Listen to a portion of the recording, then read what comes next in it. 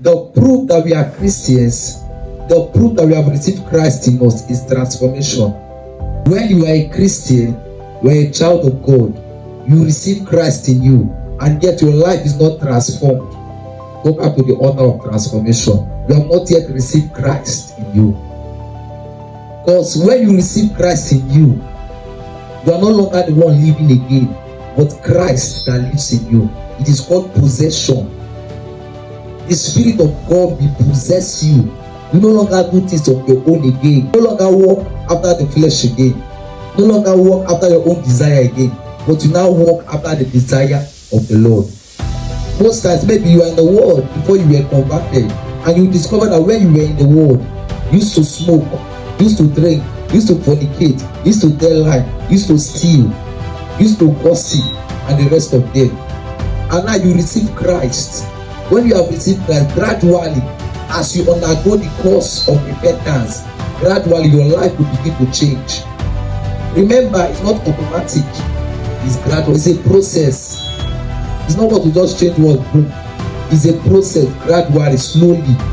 You that used to steal before, you that used to fornicate before, you know, you start to hate all those things. That's what we call transformation. So, if you are still a child of God, and yet your life is not yet transformed, and yet you are still living after your own desire, after the desire of your own flesh, you are not yet transformed. Go back to the order of transformation. In the book of Galatian chapter 5 verse 24. Let's see Galatians chapter 5 verse 24.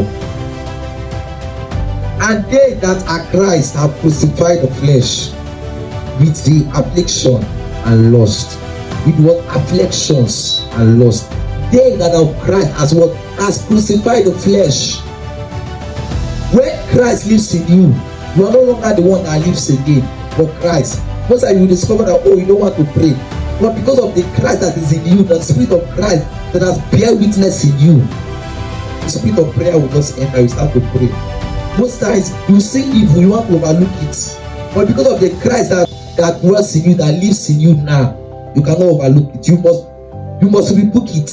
Because why? The Spirit of Christ has lived in you. And most times, people of the world will feel like, oh, this one is very stupid. This one is a talkative. This one is that. Continue. It's the Spirit of Christ that is moving you. It is the Spirit of Christ that is moving you.